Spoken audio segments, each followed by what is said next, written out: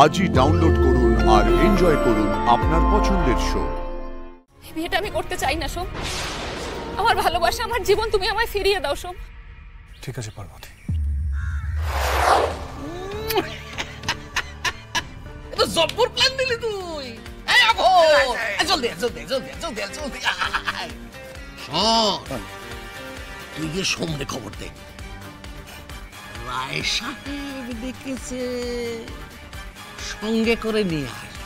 যা, জব্বর প্ল্যান দিয়েছে। রত্না আসবে বাড়ির বউ, ওদের দাসীবাদীর মতো খাটাবো, আর সোম থাকবে আমার হাতের মুঠোর বুদ্ধি। না না, এ আমি হতে দেব না, কিছুতেই হতে দেব না। আরে কি হলে বলবে তো। এই দেখো পার্বতী, আরে এখানে কেন আনলে সেটা তো বলবে। তুমি বললে এখানে এসে কি কথা বলবে বলো।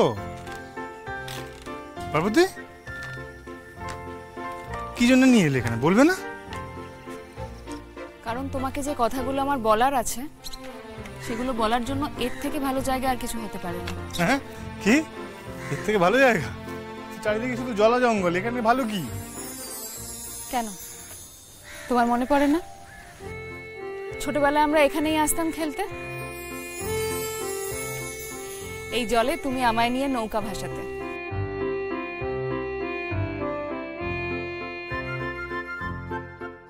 ওই যে ওই আম গাছটার নিচে আমরা আম কুড়োতে আসতাম, আর আমি হাত পেতাম না তো, তাই তুমি আমায় কোলে তুলে ধরতে।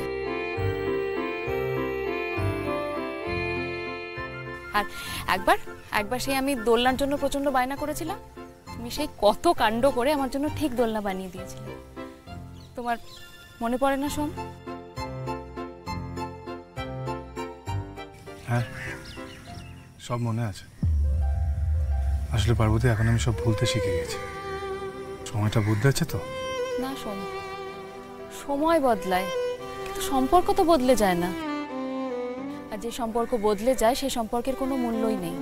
তুমি জানো, এইখান থেকে পাওয়া সবটুকু স্মৃতি আমার জীবনের শ্রেষ্ঠ উপহার। হয়তো তাই। আমি তো মুখ্য সূক্ষ্ম মানুষ, আমি তো তোমার মতো অত ভালো করে কথা গুছিয়ে বলতে পারি না, কিন্তু আমার যতটুকু মনে হয় যে গাড়ি বাড়ি টাকা পয়সা সম্পদ এসবের সামনে ওই স্মৃতি নামক উপহারটা সবার পরে আসে। না সোম, স্মৃতির থেকে বড় আমাদের জীবনে আর কিচ্ছু নেই।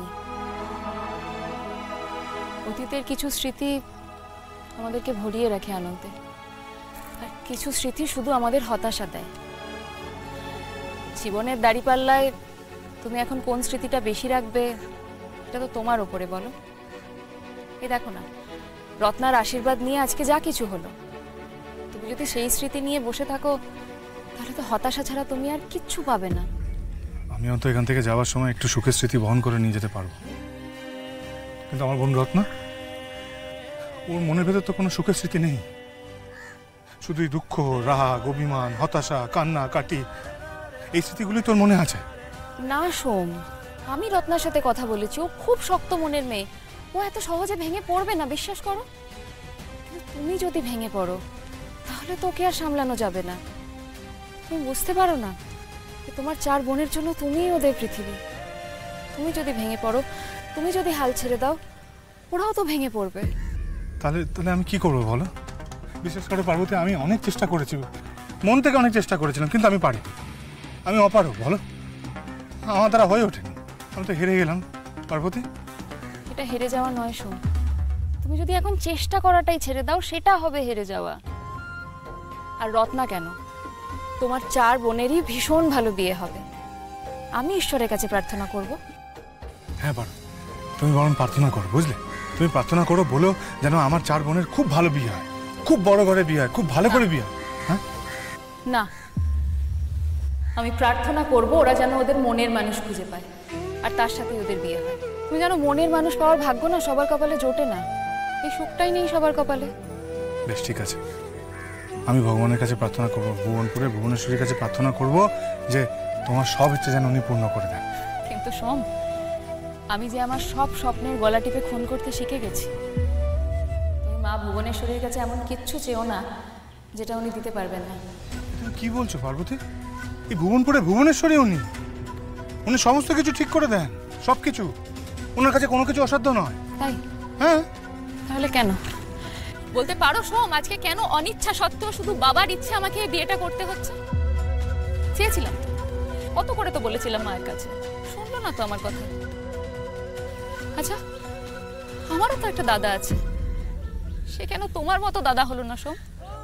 আমার মায়েরা কেন সারাটা জীবন সব অন্যায় মুখ বুজে সহ্য করে গেল? শুধুমাত্র মেয়ে বলে আমরা পোকা মাকড়ের মতো সারাটা জীবন সবকিছু সহ্য করে যাব। আমাদের কোনো নিজস্ব চাওয়া থাকবে না, পাওয়া থাকবে না, স্বপ্ন নেই, আশা নেই, কিচ্ছু নেই। শান্ত পার্বতী, শান্ত। ওরকম করো না লক্ষ্মীটি। এসব কথা আমি শুধু তোমাকেই মন খুলে বলতে পারি, হয়তো ছেলেবেলার বন্ধুত্বটুকু আছে বলে। সোম, তুমি পারো না আমাকে অন্ধকার থেকে বের করতে? বলো না সোম, আমি আর কার কাছে যাবো বলো? তুমি পারো না আমাকে আমার জীবন, আমার স্বপ্ন আমাকে ফেরত দিতে? কিন্তু এখন সব কেন বলছো পার্বতী? তোমার তো পাকা দেখা হয়ে গেছে, আশীর্বাদ হয়ে গেছে পার্বতী। এই জন্যই তো বলছি সোম, তুমি তো আমাকে কোনোদিন ফিরিয়ে দাওনি। আমি যা চেয়েছি, আমি যা আবদার করেছি, তুমি সবসময় আমায় দিয়েছো। এই বিয়েটা আমি করতে চাই না সোম, তুমি আমার কথাটা শোনো, এই বিয়েটা তুমি হতে দিও না।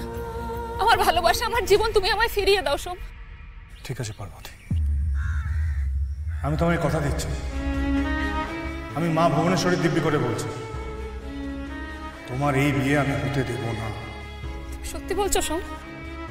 এই ভুবনপুরে তুমি আমার শেষ ভরসা সোম। আজ থেকে আমি শুধু তোমার ভরসায় রইলাম। তুমি ফিরিয়ে দেবে আমাকে আমার জীবন, আমার স্বপ্ন, আমার ভালোবাসা।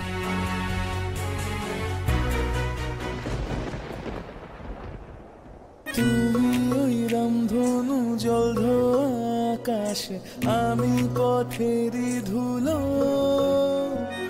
তোমারই জন্যে স্বপ্নের রাজকন্যে। ভুবনপুরে তুমি আমার শেষ ভরসা সোম। আজ থেকে আমি শুধু তোমার ভরসায় রইলাম।